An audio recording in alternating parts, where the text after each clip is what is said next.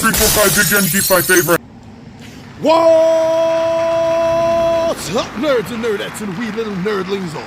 It's your buddy Big Johnny G, the two-gun Pixie presents Legendary Gaming. I don't know why I do that with my hands. It's just fun. You ever do anything just for fun? Hey, that's one of the reasons why I'm doing this. Now, I hope you checked out yesterday's part 1, because this is part 2 of 2, my friends. If you didn't, you should go check out yesterday's first, because they're all great. Everything on this list, from part 2 to part 1, is all great. So if you're ready, I'm ready. Are you ready? Let's do this. Let's do part 2 to my 12 favorite stocking stuffer gifts for Christmas. Alrighty, indeed. I will see you all down at the table.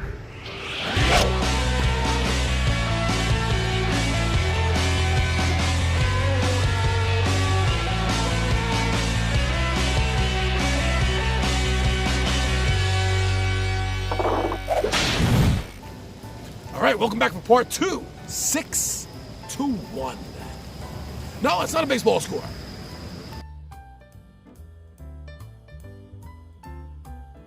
All right, so my number 6 favorite stocking stuffer gift for kids on Christmas. My number 6 game. I don't have 6 fingers. My number 6 game on this list, Munchkin Marvel. So Munchkin Marvel is similar to most of the Munchkin games you know. Kick in the door, kill a monster, steal the treasure, backstab a friend. Only this time, you're agents of S.H.I.E.L.D. And you want to become the director of S.H.I.E.L.D. That's getting to level 10. Every time you beat a monster, or in this case a villain, you're going to go up a level. And you're going to get a chance to acquire things like Mjolnir, like Spidey's web shooters, like Cap's shield. Awesome! And this will all make you a better agent. And it'll fast track you to becoming director of S.H.I.E.L.D. This is a fun game. It's 3 to 6 players, ages 10 and up. Now, it is a Munchkin game, so it might take a little while. It could take anywhere from 1 to 2 hours playing this game, especially if you have close to the full max of players. And if you have players that know this game, because if you do, trust me, it goes fast enough and everyone is all happy to help each other out in fights until somebody gets to about level 7 or 8, and then it's all out war, because you don't want that other player getting a 10. And that can add a little time to the game. But this is a really fun game. I think you're all going to like it. If you like Marvel, if you like Munchkin, you got to get this game.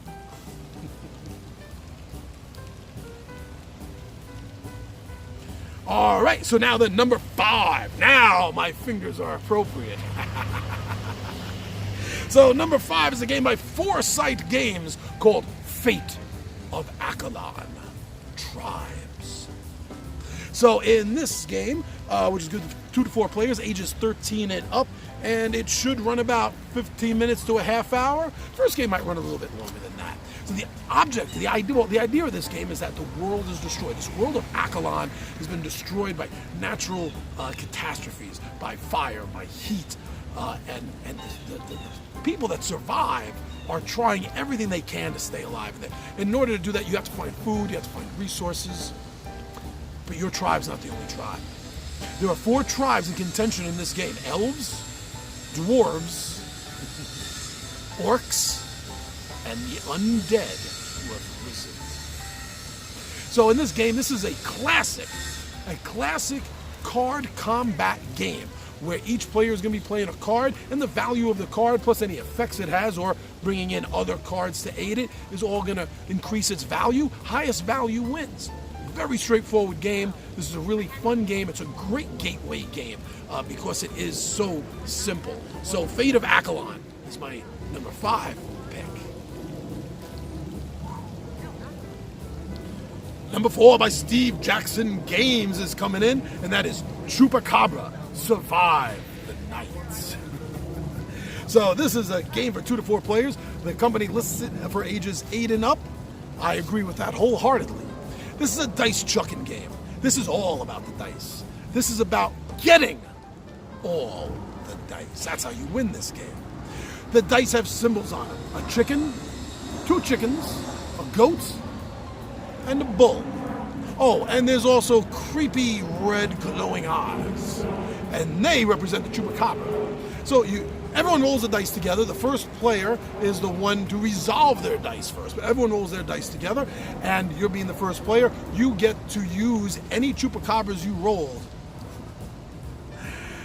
to go after the other player's herds. And by doing that, I mean the Chupacabras are eating them.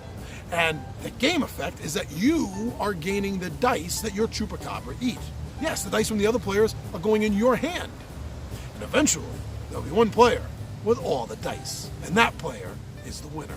There's one very interesting thing I like about this game, and that's Chupacabra Loco. Me and my friends, we mispronounce it from day one, and the mispronunciation is stuck in our head, and we call it Choco Loco! So if all the remaining dice in your hand, all the remaining dice, whether it's 1 dice, whether it's 3 dice, whether it's 5 dice, if they all come up Chupacabra goes nuts, goes psycho crazy, and one Chupacabra can take out an entire herd. Choco Loco! Man, it's a really fun game because that's all you're doing is chucking dice and collecting dice and getting them in your hand and throwing them out there. It is so much fun. If you like a dice chucking game, if you like a filler game, you need to get this game. Or maybe you know someone that likes those games. You got to get this for them.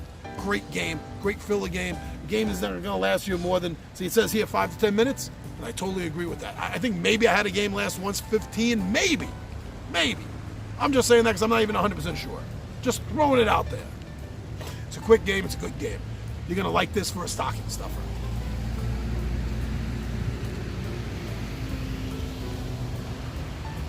All right, closing in now, the number 3 game is also by Steve Jackson Games.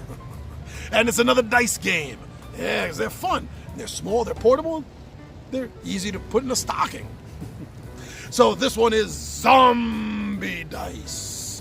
Yeah, I've talked about Zombie Dice a few times, and it is so worthy to be in this list. 110% if such a thing exists. 110%, yes, it should be on this list. This is a highly addictive, super easy gateway game that anybody can learn.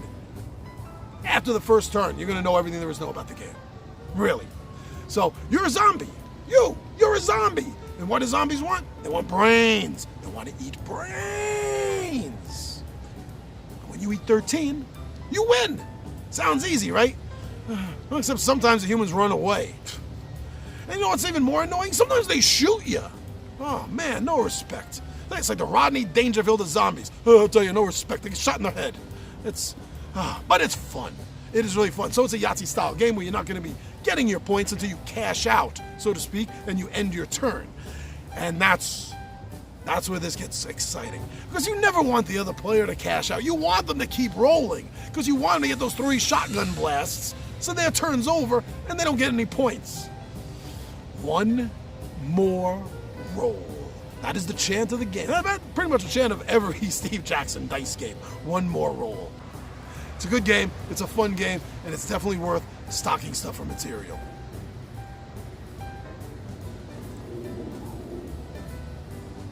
Down to the last 2. Woo, down to the last 2, my friends. And these are both games that I have mentioned before on my show and in other episodes. And just like Zombie Dice, they definitely deserve to be on this stocking stuffer list for Christmas. So what is the number 2 game? What is the number 2 game? Rock, Paper, Wizard. Rock, Paper, Wizard is by WizKids. It's good for 3 to 6 players. They list 14 and up. Wow, 14 and up. That's what they list. I was playing D&D when I was 8 years old. And when I was 8 years old, I would have been very happy with Rock, Paper, Wizards. Easy game to understand because it is. It's rock, paper, scissors. With a little bit of a twist. And so the game is you are a group of wizards. You and the players are a group of wizards, and you have just defeated the dragon. And now you're not friends anymore because you all want all the treasure, all that dragon hoard. So you're fighting each other for it. And you have a communal spell book, and every turn there are several spells that are laid out, and the spells have a hand gesture that you're going to have to do to cast that spell. And just like rock, paper, scissors, rock, paper, wizard, shoot! And whatever that spell is you want to cast, you point it at the player that you're casting it at. And then everything goes around and the spells get resolved. Really cool, very fun game. Rock, paper, scissors. So you know all the basic rules, really. You can walk into this game not knowing anything and pick it up in a moment. That's why I'm also calling this one a gateway game. If you're fans of Dungeons & Dragons and you're looking for a quick filler board game, card game kind of situation, kind of thing going on, this is a great game. If you know someone that's a D&D player, this will make a great stocking stuffer gift for them. Rock, paper, wizard. Yes, my number one favorite stocking stuffer gift for kids. It also has to do with Dungeons & Dragons. And it's a very unique take on Dungeons & Dragons because this game is infighting. So infighting is a bar fight. It's a bar fight that happens in Dungeons & Dragons. Now, I've been playing Dungeons & Dragons since I was 8 years old, my friend, since 1977. I was a bouncer for 10 years working bars. I've been in a lot of bar fights. I've been in a lot of D&D games.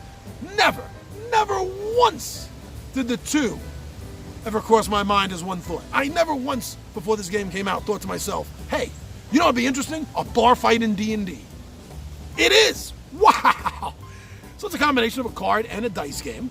You're going to be rolling the dice for your effects, what you're doing, whether you're punching someone to one side of you, hitting someone on the other side with a chair, or casting whatever your special ability is that you have, depending on your character. So that's where the cards come in. The cards are your characters, and they have abilities on them, they have information and stats on them, but not all of them are for you to play. Oh no.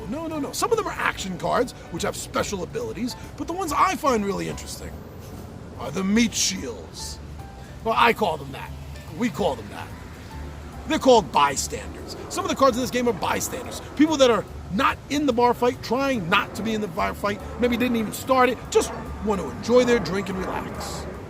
But this bar fight broke out. And the drow, and the beholder, and the human, and the orc, they're all involved in it. The warforge. So these bystanders, they get hit. And some of the attacks won't hit you directly. If you have a bystander, it'll hit them also. Well, instead. Meat shield. That's why we call them that, meat shield. Yeah, infight. Now this is a game I wish they either redid or more preferably, I wish they came out with an expansion with this with some more cards, some more characters, some more actions. There's not enough actions in the game, but this game is so much fun. I have had probably more fun with this filler game than with any other one. Yeah, so that is why it's my number one pick. And being Dungeons & Dragons doesn't hurt it, that's for sure. So that was it. That was 2 days, 2 parts to my list of my 12 favorite stocking stuffer games for Christmas. For kids. That's a long title. I'm going to have to work on that a little bit. Anyway, thank you everyone. Thank you for spending some time with me. Thank you for caring to hear what my opinions on some great games are. Thank you for joining us. I also want to say thank you for liking us on Facebook. I want to say thank you for following us on Twitter and Instagram. And of course, thank you all so much for subscribing to Two Gun Pixie, for liking us, for commenting. And most of all, thank you all for sharing our videos. Don't ever stop doing that. That is the greatest compliment you give me and the 20-Sided Warriors when you share the videos. All right, everybody. I'm your buddy Big Johnny G. The Two Gun Pixie presents Legendary Gaming, and I am out of here.